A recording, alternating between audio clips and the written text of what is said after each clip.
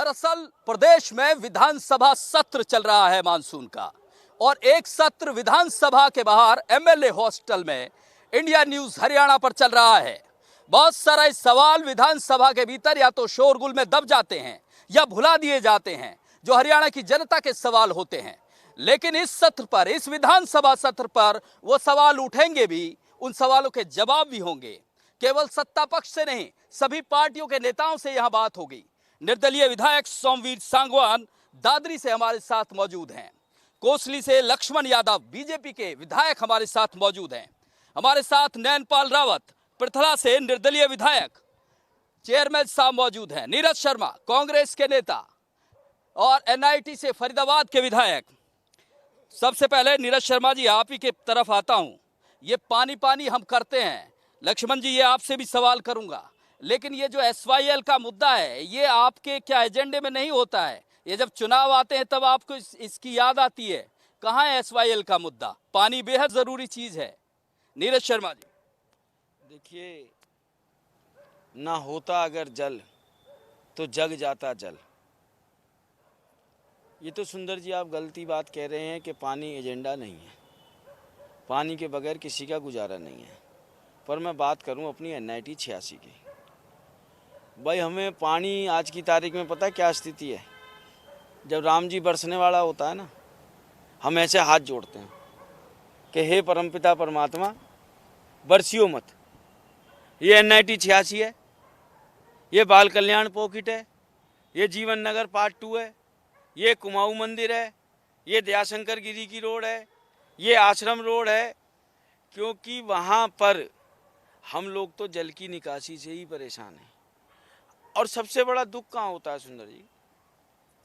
समस्या अनंत है। एक बार स्पीकर साहब ने मुझे विधानसभा में ये कहा कि नीरज जी आप छोटी छोटी कमेटियों के प्रश्न लगाते हैं।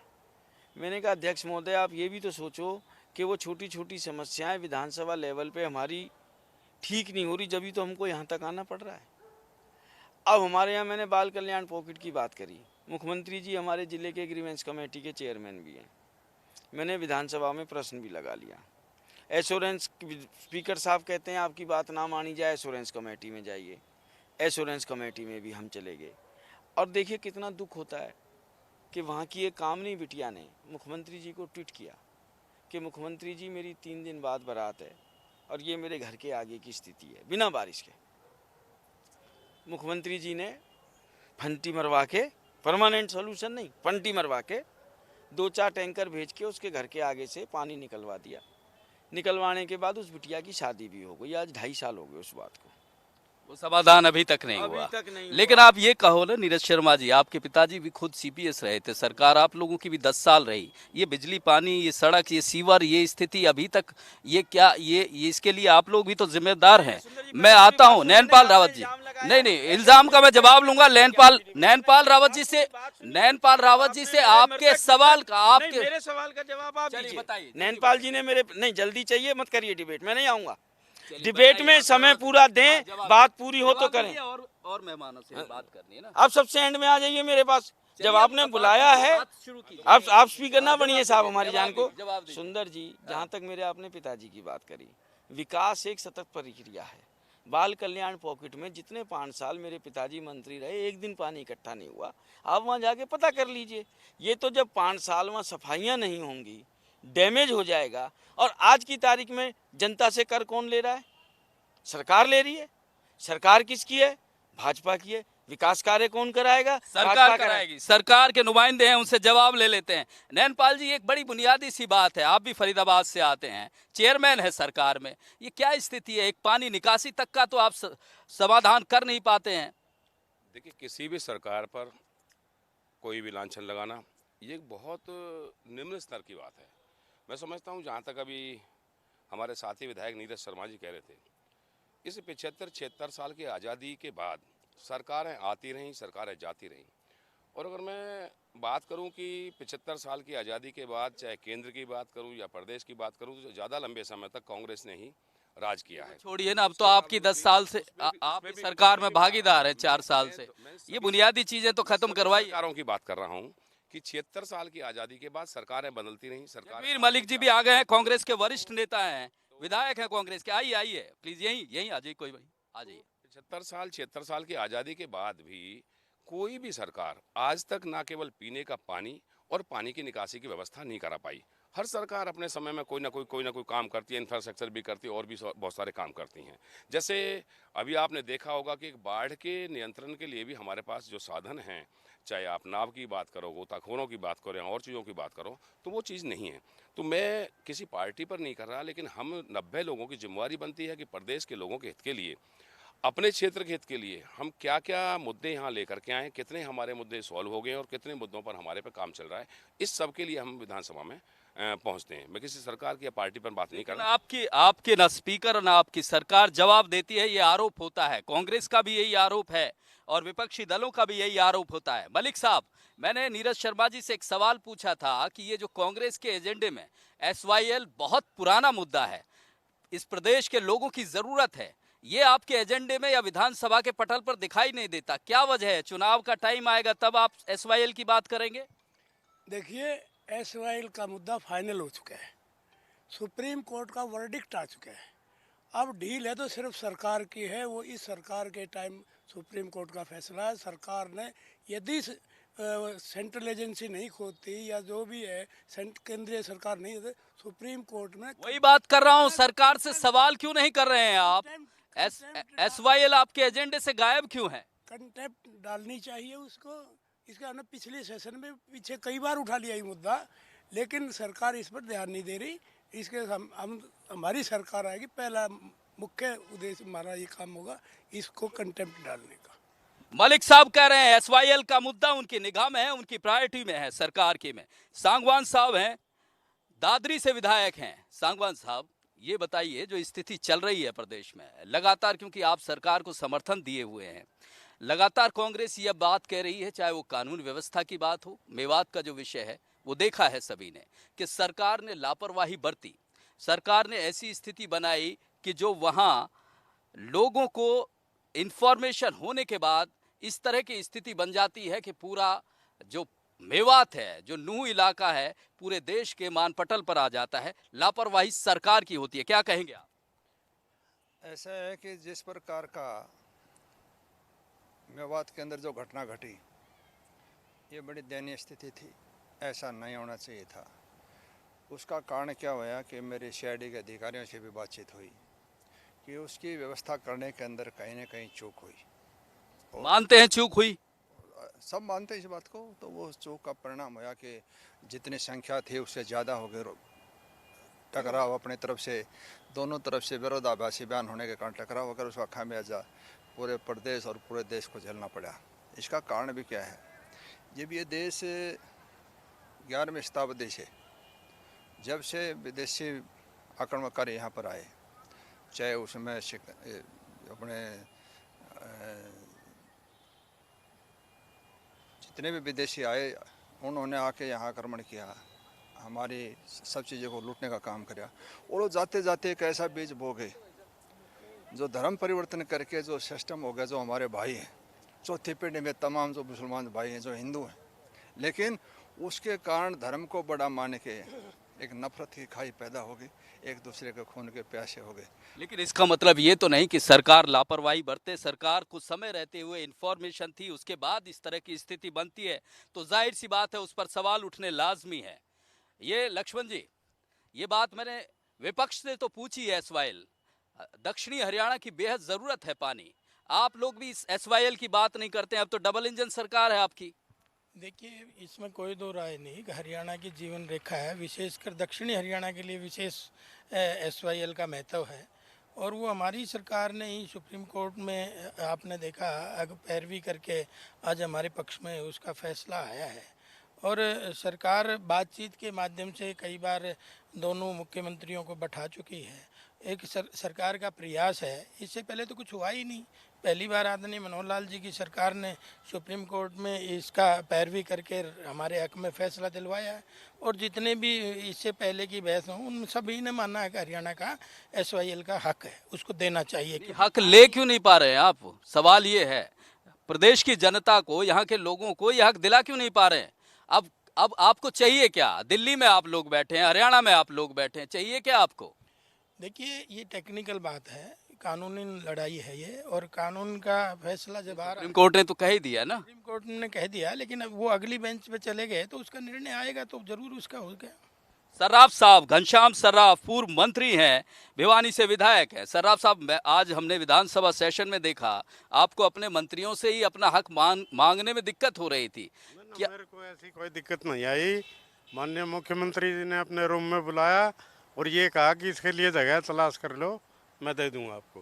नहीं, ये आपको अफसोस नहीं होता? 8-9 साल की सरकार है, आप एक साफ सफाई, एक डंपिंग ग्राउंड को लेकर आपकी पूरी सरकार है, एक छोटा सा समाधान आप नहीं दे पाते हो? पूरे 2 जिलों का एक डंपिंग ग्राउंड बनाया था और अब उसमें ये हो गया है कि उसकी 15 एकड़ की ज़मीन हमने दिलवानी है, उसके बाद डंपिंग का काम वहाँ पे शुरू हो जाएगा।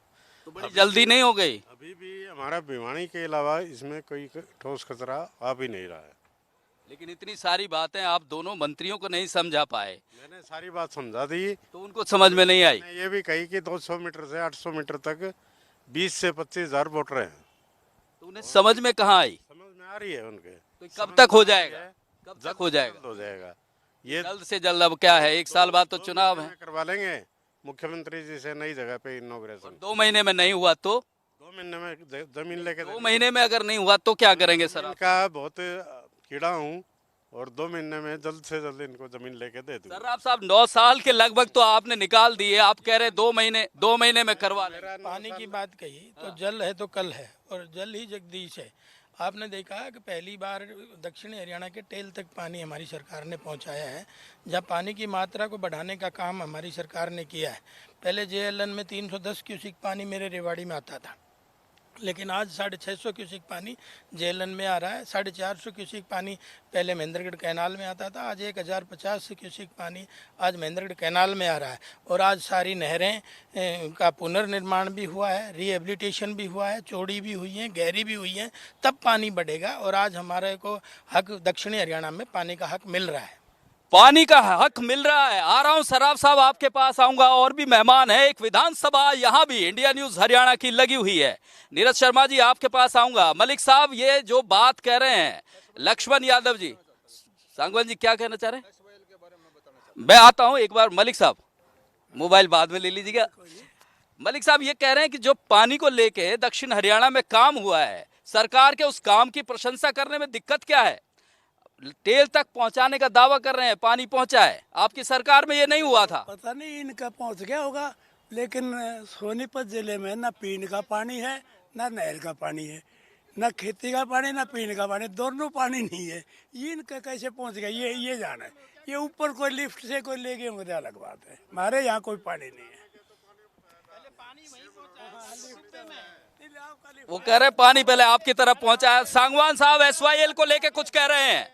ये इंडिया न्यूज हरियाणा की विधानसभा है, यहाँ शोर नहीं होगा, सवाल उठेगा उसका जवाब मिलेगा, शोर में सवाल दबेगा नहीं। सांगवान साहब बताइए एसवाईएल को लेकर क्या कह रहे हैं? ऐसा है, जो एसवाईएल का जो मुद्दा है, इसका वास्तविकता तो किसी को पता नहीं है। ये लोग ऐसे मैं आपको बताता हूँ, मैं बताता हूँ।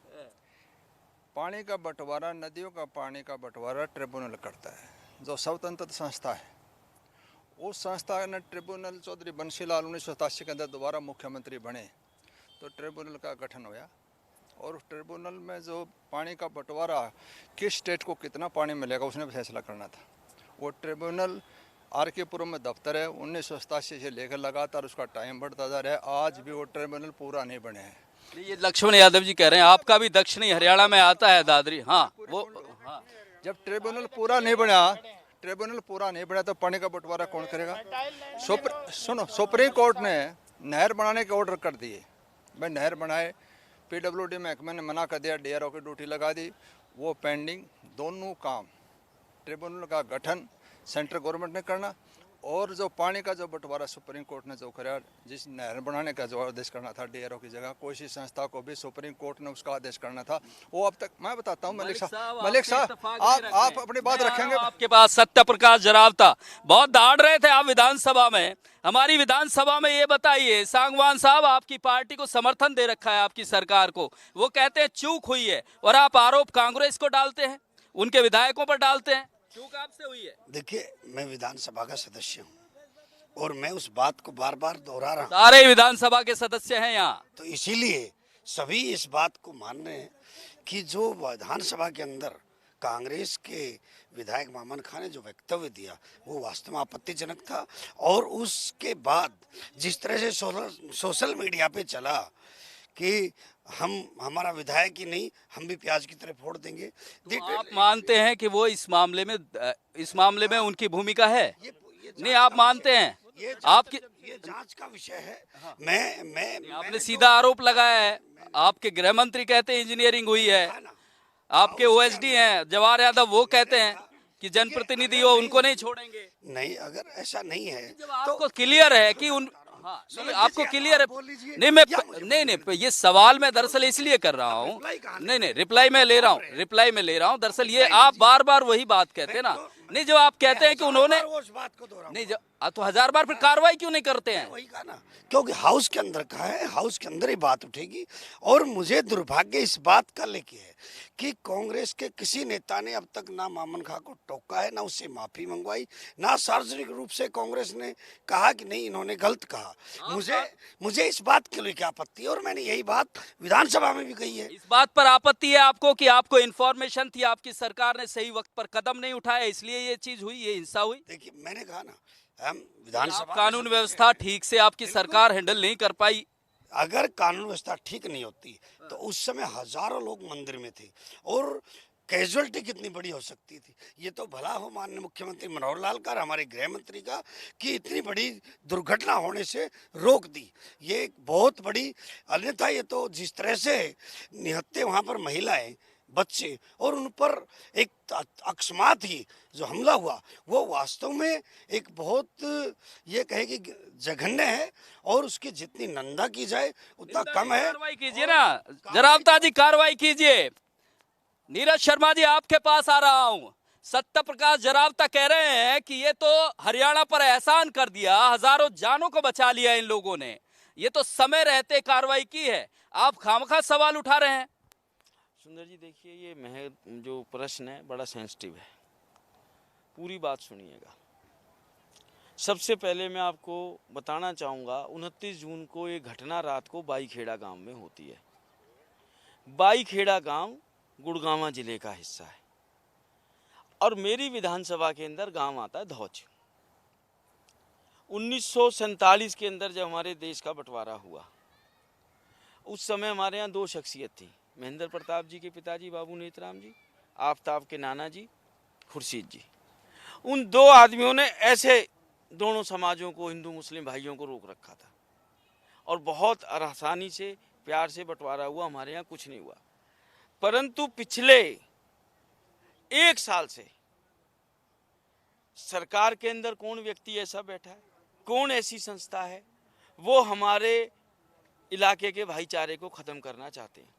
29 जून की घटना, मैंने कॉलिंग अटेंशन भी लगाया इस पर, अभी तक मेरा स्वीकृत नहीं हुआ। वहाँ पर बाईखेड़ा गांव में जानवर पकड़े गए। जानवर पकड़ने के बाद गौकसी थी, दूध के जानवर थे, या आप जांच करिए। और मैं गौकसी वाले का किसी का समर्थन नहीं करता हूँ, गौकसी वाले को सीधा फांसी लगनी चाहिए, गोली मारो। लेकिन इनका जरावता जी को क्या जवाब दोगे? सुंदर जी, मैं कह रहे हैं कि कांग्रेस का हाथ है इसमें। सुंदर जी, पहले पूरी बात पे आ जाइए। 29 जून की घटना, गुड़गांवा जिला। क्या आप मानते हैं गुड़गांवा जिले में एक भी गौशाला नहीं है? नहीं, गौशाला है। 29 जून को जब बाईखेड़ा गांव के अंदर जानवर पकड़े गए, दुधारू जानवर, दूसरे जानवर 30 किलोमीटर दूर फरीदाबाद लेके आए गए। जल्लूस निकलता है धौज गांव के अंदर, गुड़गांवा में क्यों नहीं लेके गए? जहां अपने जानवर बरामद करें उसी जिले में तो लेके जाएंगे, क्यों नहीं लेके जा रहे आप गुड़गांवा में? क्या वहां की गौशालाओं को अनुदान नहीं दिया जा रहा? सिर्फ किस लिए कि इनको 3-4 जिलों में मैं कांग्रेस का विधायक हूं, इनको बड़ा तकलीफ हो रही है कि ये एक भी कांग्रेसी कैसे जीत गया। आपको टारगेट करते हैं। यस। उसके बाद सुनिए, 1 तारीख की घटना थी। अब हमारे भगवानों के नाम पे नाम रख लेते हैं अर्जी फर्जी लोग, बजरंगी।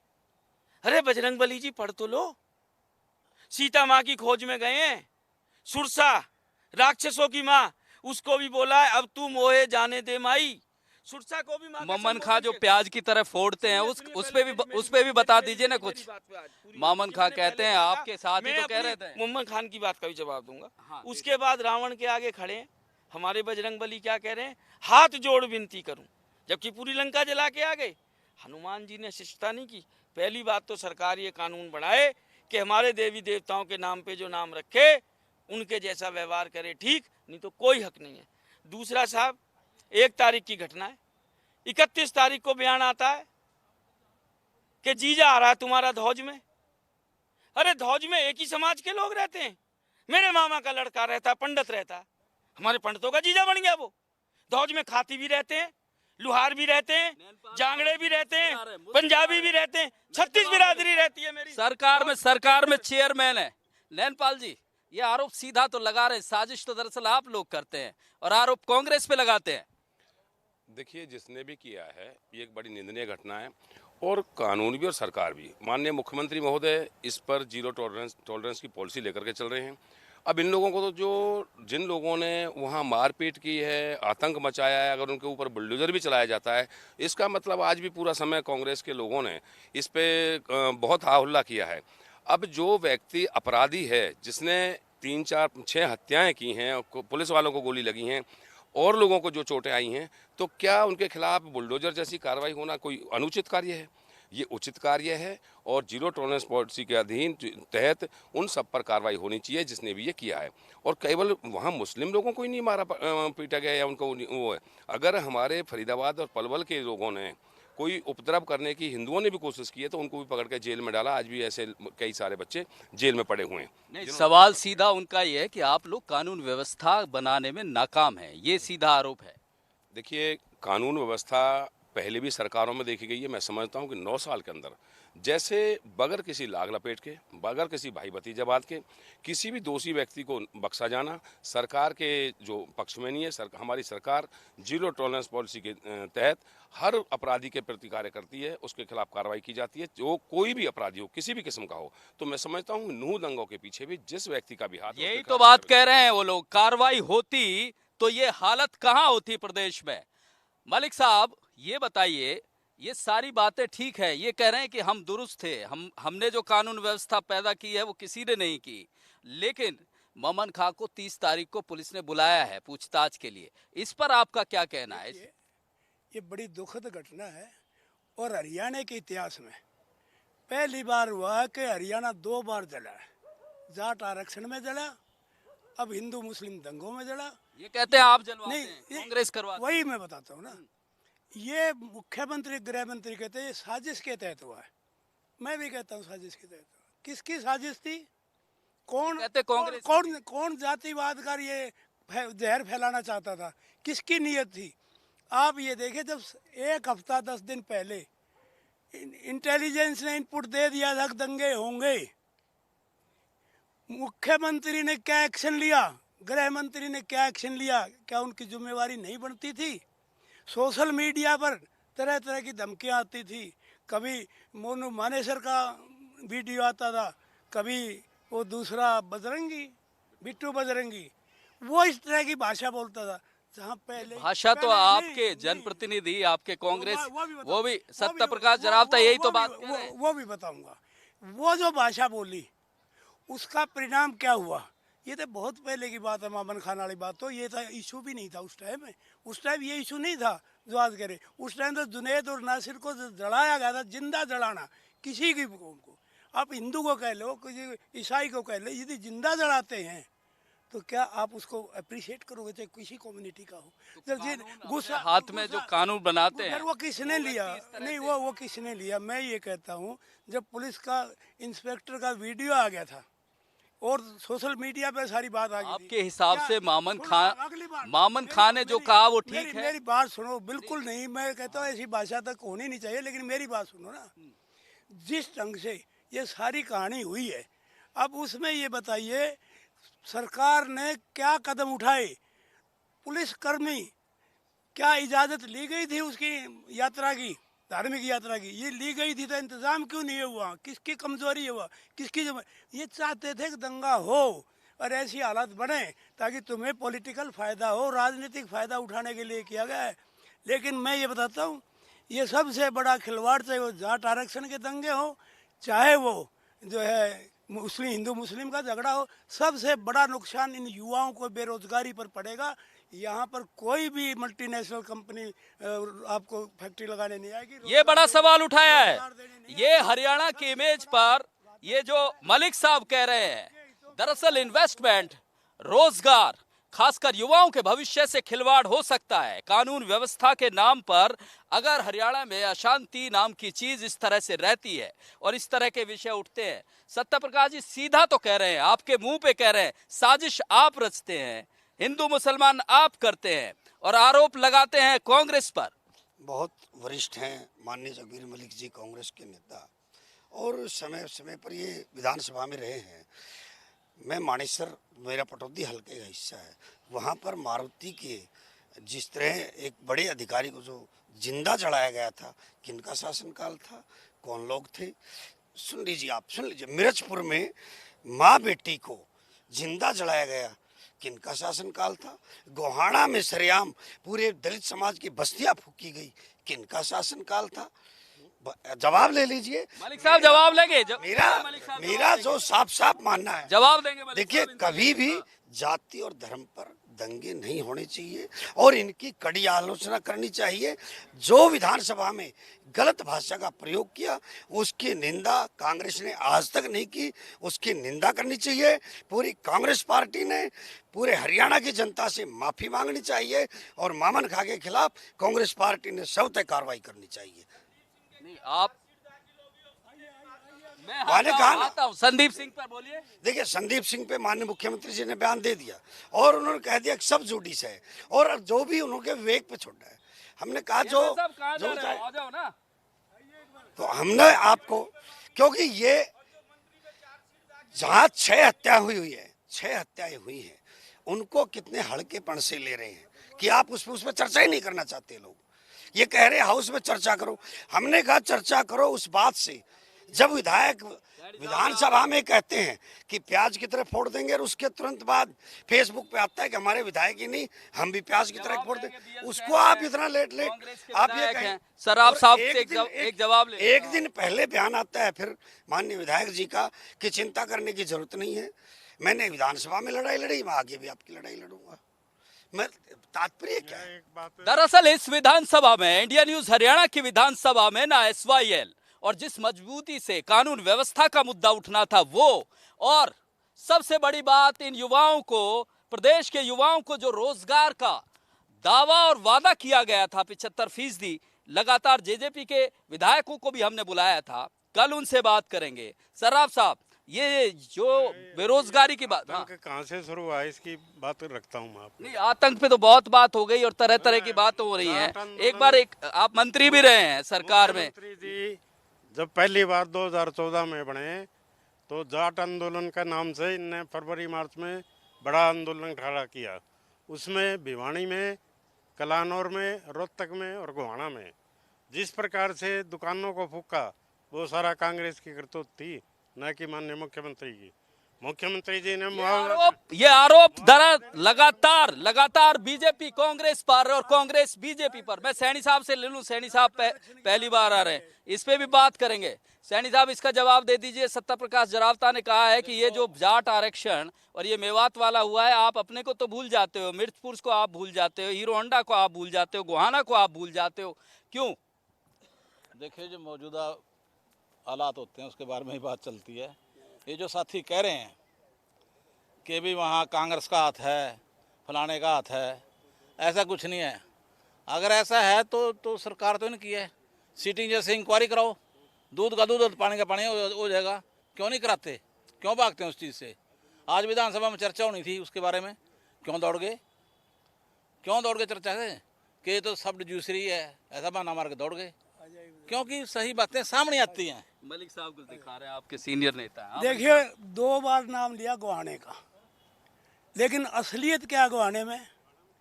नहीं, आप ये देखो ना, ये देखिए, दिखाओ, पढ़ाओ, अरे पढ़ाओ।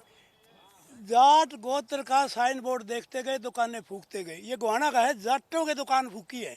मेरे घर में आग लगाई है, क्या जाटों ने लगाई? मैं ये सवाल पूछना चाहता हूँ। दंगा जब होता है जाति धर्म सब पीछे चला जाता है, किसका नुकसान होता है? इंसानियत का नुकसान होता है। आप ये बताएं, जाटों ने लगाई, जाटों की दुकानों में किसने लगाई? मुझे पता है कि सरकार आपकी थी वो कह रहे हैं जनाब। नहीं, सरकार हमारी कहाँ थी? हमारी सरकार का जाट आरक्षण। एक बात बताइए, मनीष ग्रोवर वो लेके घूम रहा था और सुनो, आग लगवाई उसमें। मनीष ग्रोवर के पीए के घर चोरी के जूते बरामद हुए थे। मनीष ग्रोवर की क्या हिम्मत थी, वो हमारे राज्य में दंगा फैलाता फिरे। और ये जाटों का ये तारीख देख लो कौन सी है, कब की है, ये पता लग जाए जरावता जी को। ये जाट आरक्षण में सिर्फ जाटों को बदनाम करने के लिए हैं, दंगा ये करावे, चोरी दुकान ये लुटे हैं। आपने देखा हुआ रिकॉर्ड दिखवा लो। और ये जो है जाटों का नाम ले, इसी प्रकार ये दंगा ये करे। हथियार लेकर किस लिए गए थे वहाँ? यात्रा ने, धार्मिक यात्रा से पोथी पंगड़ा कोई धार्मिक हथियार बंदूक तलवार लेकर गाड़ियों में जा, ये यात्रा करने के लिए गए थे।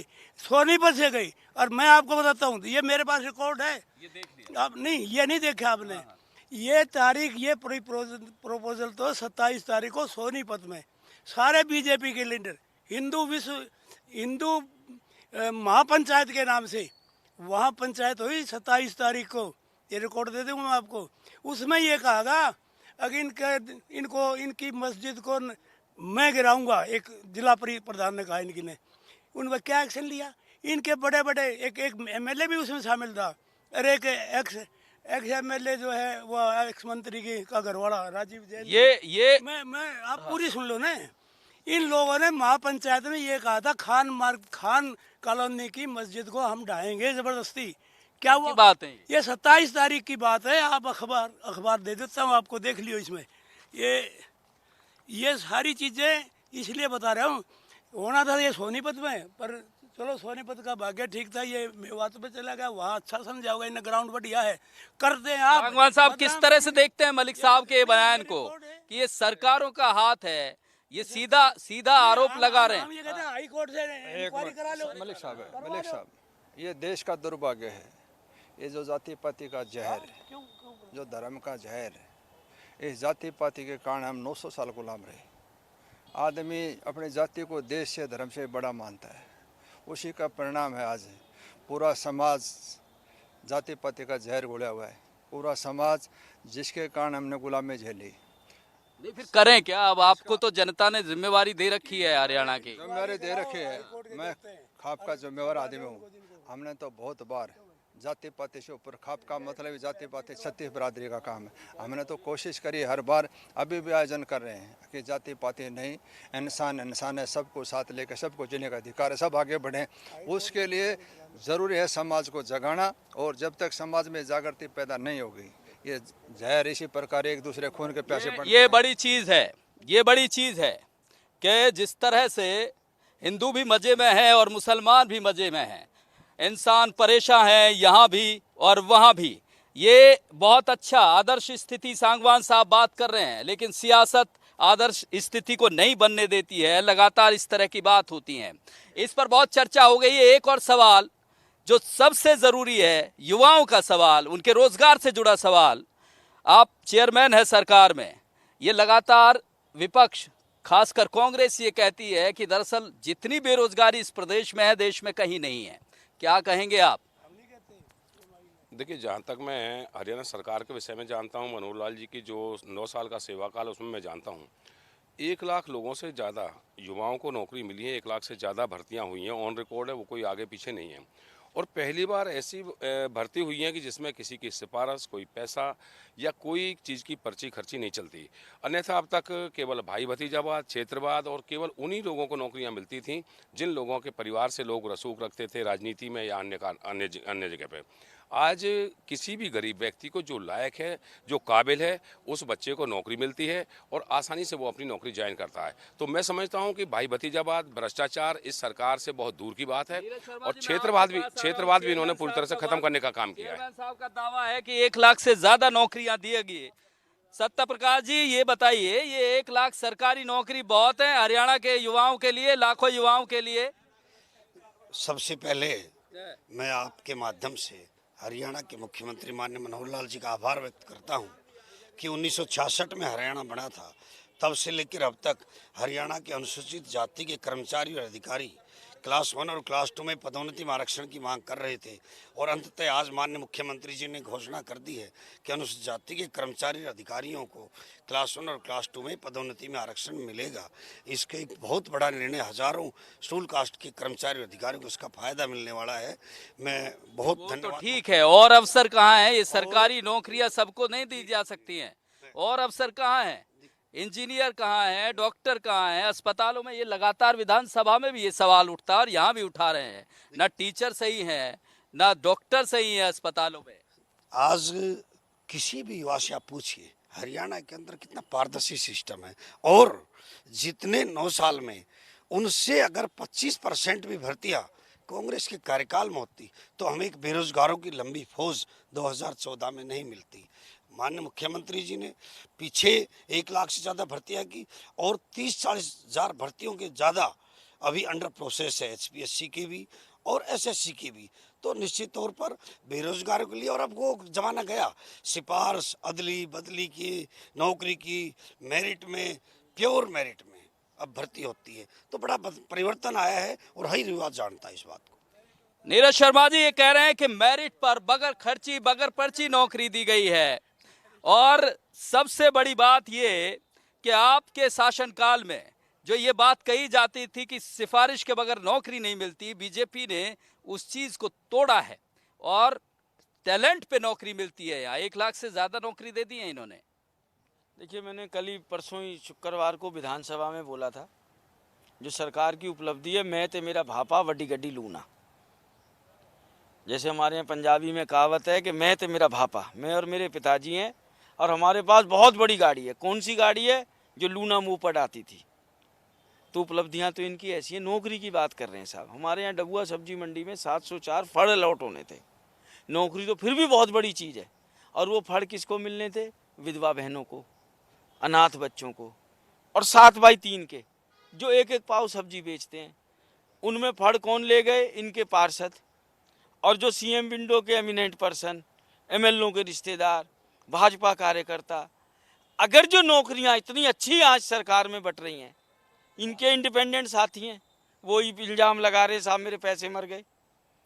HPSC के कार्यालय में सरेआम पैसे पकड़े जाते हैं, बार बार परीक्षाएं रद्द हो रही हैं।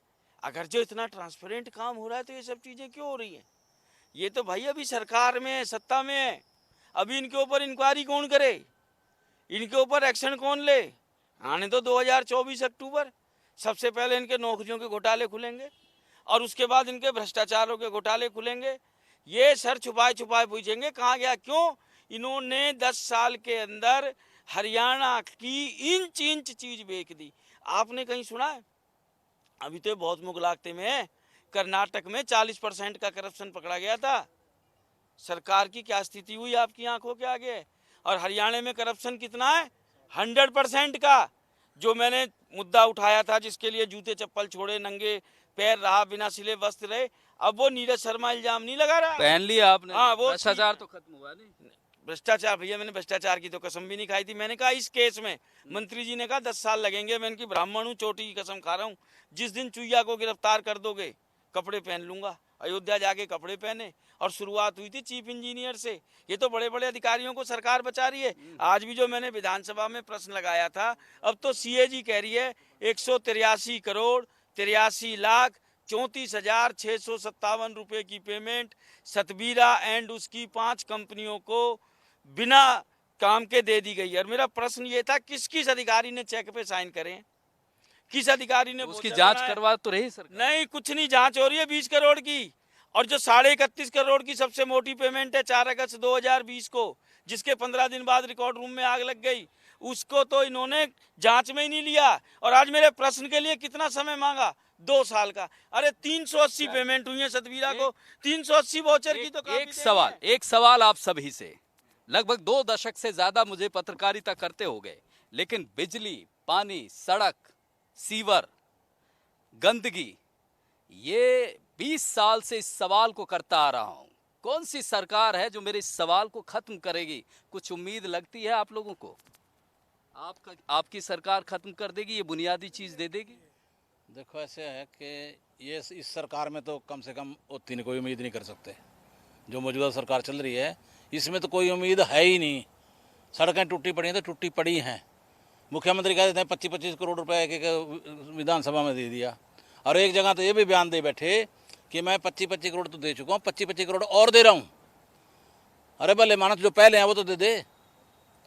मतलब कि ये नहीं समझती कि ये लोग झूठ किस प्रकार। मलिक साहब कह रहे, सैनी साहब कह रहे हैं कि सरकार दरअसल इन चीजों पर ध्यान नहीं देती है। मलिक साहब ये बताइए, आपकी सरकार, आप कहते हैं कि कांग्रेस ऐसी स्थिति लाएगी कि ये बुनियादी चीजें अब रहेंगी नहीं, दिक्कत रहेंगी नहीं, कैसे? हुड्डा साहब की सरकार में 5-5 जो है पावर हाउसेज लगे कि नहीं लगे?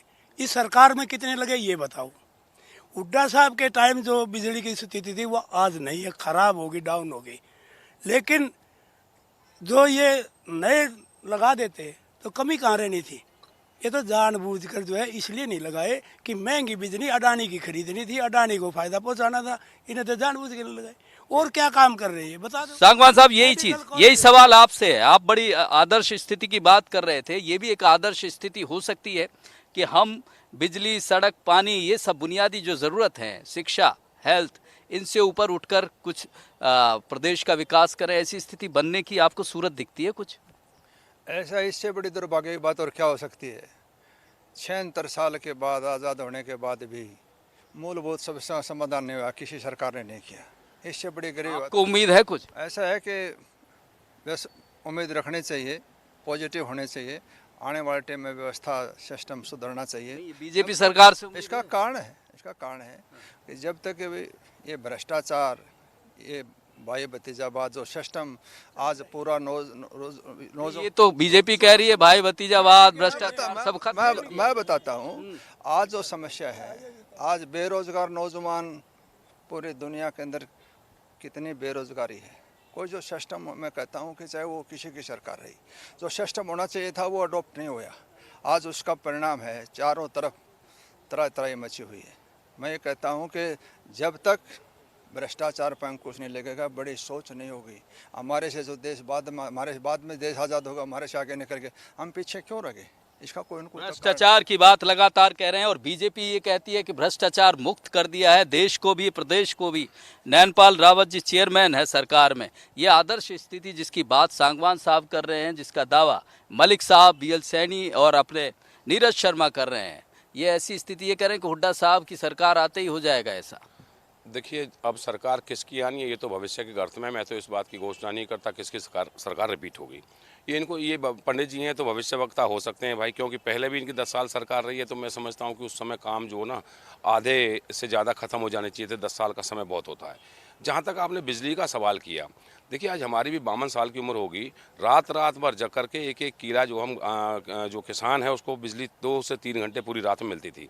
आज 6500 गाँवों में से लगभग 5600 गाँवों में 24 घंटे बिजली का प्रावधान कर दिया है। शहर में भी बिजली दिखाई नहीं देती थी उस दौरान जब इनकी सरकारें रहती थी।